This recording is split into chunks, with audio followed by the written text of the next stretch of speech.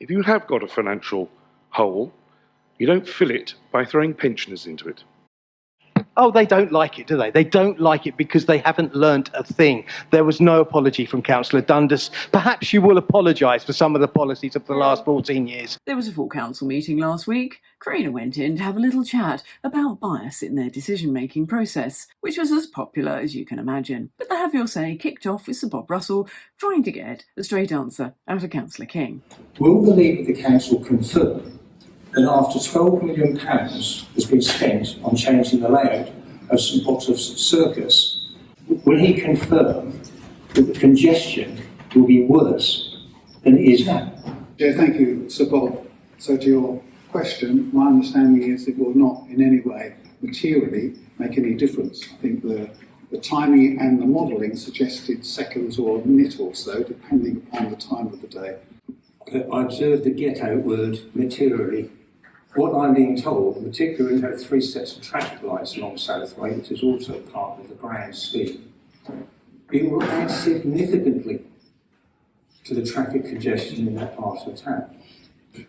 And I think tonight we've had an answer which does not deny that. Now, Sir Bob is battling with cancer, and we do wish him the very best. And it just goes to show his character that he is willing to carry on battling on behalf of the public with the council, despite his own personal battles. So his efforts are very much appreciated, by us at least. Okay, over to Karina. Good evening. It's reasonable to assume during the decades-long contaminated blood scandal that the Jehovah's Witness community's strong belief system, being opposed to blood transfusions on religious grounds, was spared the worst of the devastating effects of repeated failings of government, their NHS policy delivery and its doctors. As a physiotherapist, frequently encountering clients with inaccurate, strongly held beliefs that are barriers to resolution of their health issues, I have come to recognise that careful handling is required to optimise outcomes. Successful understanding of an individual's perspective is gleaned by astute observations, listening with empathy, without judgment, and most importantly, being open to new information that may conflict with strongly held beliefs. At the first council meeting I attended last year, I witnessed an overt expression of cognitive dissonance from a council officer. The Have Your Say speaker suggested other information to consider and asked if man-made climate change were not true. If you knew that man-made climate change was not true, would you still go ahead with this strategy? The climate change manager responded with a smirk. He appeared ideologically captured and unable to process the logical incompatibility between his strongly held view and conflicting propositions. I recognised a lack of capacity for council to fulfil its duty to be objective in its decision-making if the other councillors were similarly rigid in their thinking. Belief perseverance and confirmation bias play a strong part in why people become fixed in their views. But the reality is that much of our worldview and what we consider to be fact has been based on perception. Repetition of information from trusted sources forms strong foundations of what we believe to be fact. In actuality, usually we aren't aware of the drivers of the person or institutions delivering the information and whether or not it is accurate. In order for councillors to fulfil their obligation to look at all evidence impartially, it is important to understand our core values and beliefs. The Overton window needs opening wider than government dogma currently allows to incorporate the public's changing, better informed views. Our society is functioning less as a democracy and is more indicative of an authoritarian dictatorship, or, as Rishi Sunak describes, a modern slavery system. The established systems of control rely on trust and ignorance of the public to push towards agendas that serve the organisations who lobby our government. What safeguards can be put in place in addition to close public scrutiny to ensure unbiased decision-making in this council? Talking of which, Councillor King, I trust you will put the public record straight tonight with regard to your incorrect assertion over the safety of 5G and work to overcome your bias. Thank you. On the last point about 5G, that's a subject I think you've been in touch with Monty on, and no doubt he will reply to you. On your earlier remarks, and there's a lot I would frankly disagree with. I don't agree that we are whatever the claim is about democracy and authoritarian dictatorship. I don't think we show that if that's how I've heard you. And it's not how this council runs. I'm very accountable, as my colleagues here will confirm, and I hope accessible, and that's true. And the generality is that this body is accessible and is answerable on an open-mindedness, and I see that in our offices. I won't respond to what you may or may not have seen or felt. But the way I see our officers is very much working, as I hope the Chamber does, on the facts and to change when they change. Thank you. The first meeting I came to, I identified a loss of trust in government in general, and the responses we've had mostly from council is that they trust what the officers are doing and that they trust that they're working within the law, etc. And what I'm finding is there is no evidence provided, there is a huge lack of accountability, and what we continue to see is a closed-minded set where information is not being taken on in order to correctly and evidentially based decision making. So I disagree with your assertions and will continue to improve the public awareness in where the deception's occurring. Thank you very much. Now, good old gung-ho Gordon did put in an appearance at this full council meeting. If memory serves me correctly, it was roughly a year from his first appearance when they called the police on him and tried to have him removed from the building. Regular viewers will know Gordon has his own very special, unique approach to dealing with the council. But I'm actually going to put it in part 2 because he went back the following week to the Cabinet, so we might as well put the two together. So here's a little taster of Gordon in action. It sounds like you're grooming the children the way that it does. It sounds, because your terminology is inaccurate. So on to the second careener of the evening, and this, I would say, was the most heartfelt and emotional speech I've ever heard at a Have Your Say. So I've lived in Colchester all my life. I've been a carer for the last 20 years, so I really am very much part of our community.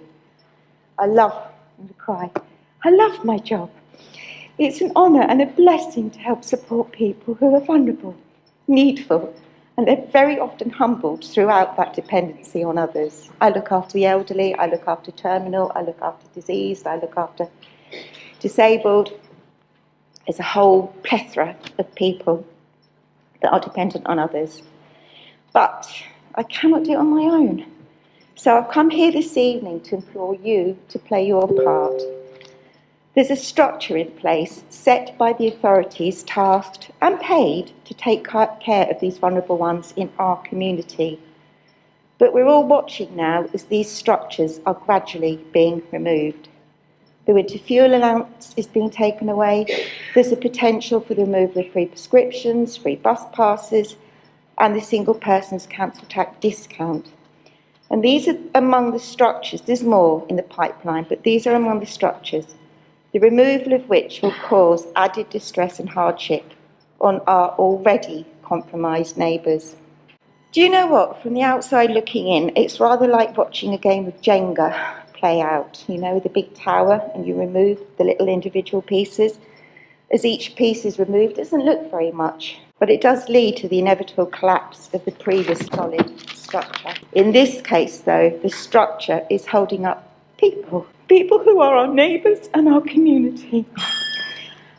And there is no us and them in a community, there's just an us. A community is a whole, it's a complete, it includes and involves all of us. And as part of that community, we are all responsible for it, how it works, how it performs, picking up the slack of the weaker members and utilising the skill set and authority of others. Could I ask you please to help protect those that look to you to do so? You're the ones with the bigger voices in regards to these issues. Please put them to good use. Help protect the weaker members by not taking away the single person's council tax discount, even if the government says you can. Just because you can do something doesn't mean you should.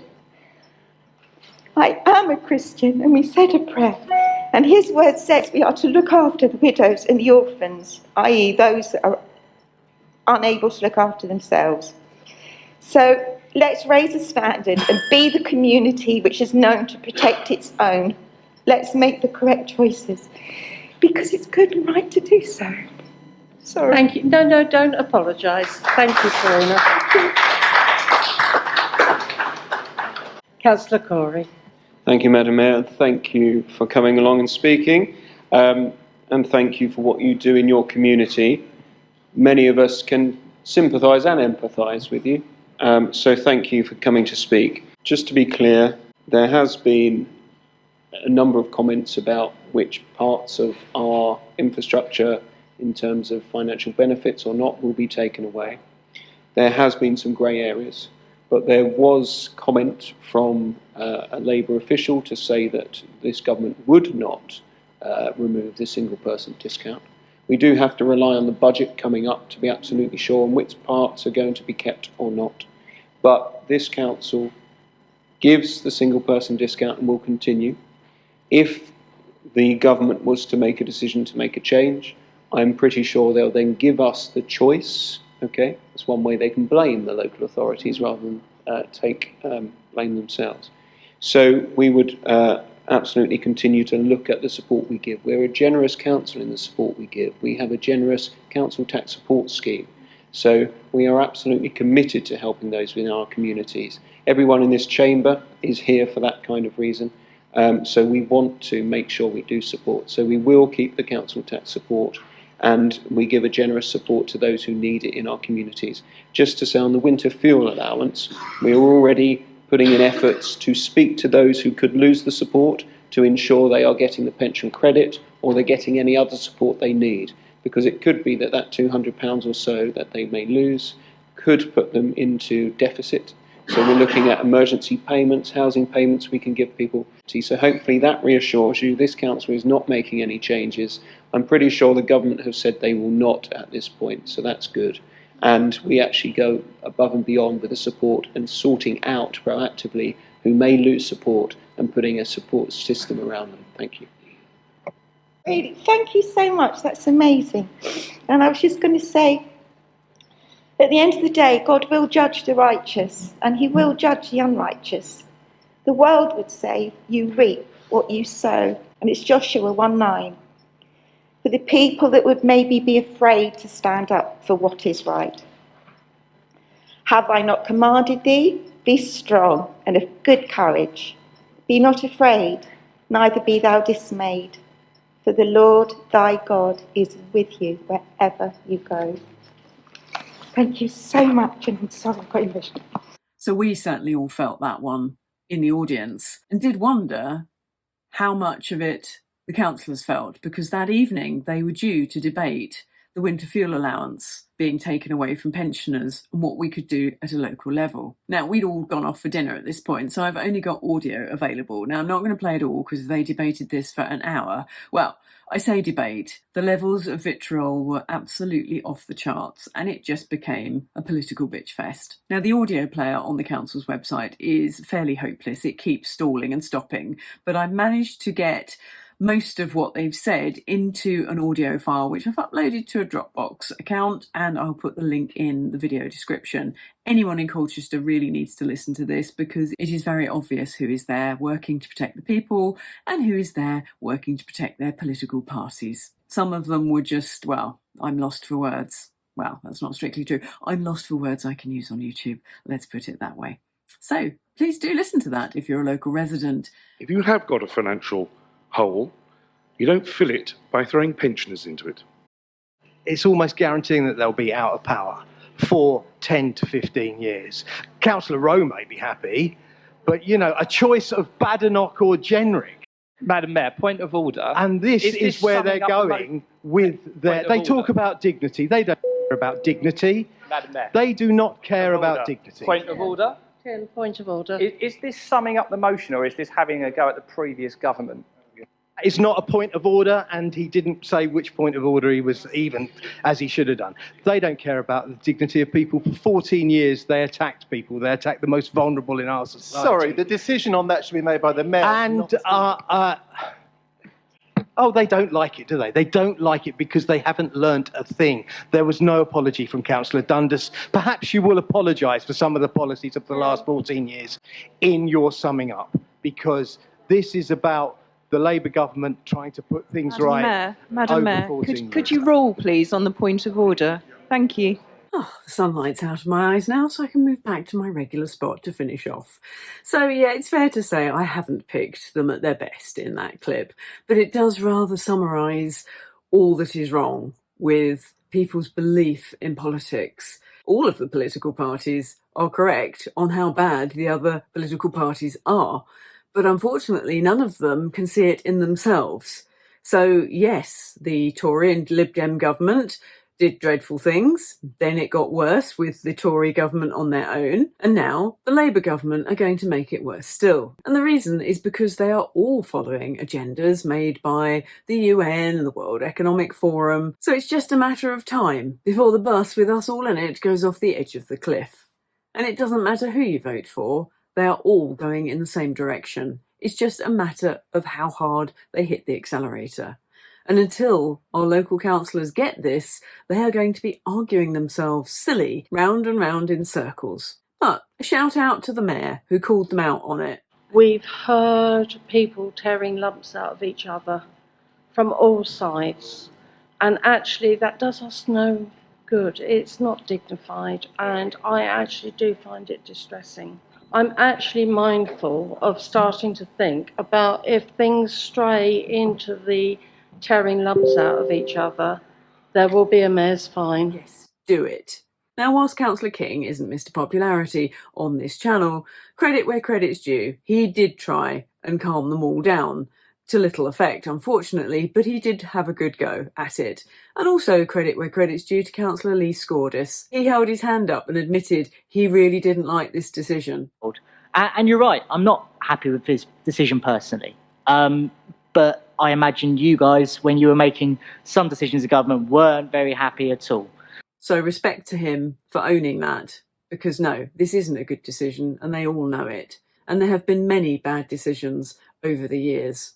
Purposefully so, unfortunately. And for those that don't believe that and just think it's a crazy conspiracy theory, I would invite you to watch the video interview I did with Justin Walker on the Money Creation Con. That will show that none of these austerity measures are necessary. And if you understand about money creation, you'll understand who really controls the world and how it functions. So until next time, take care.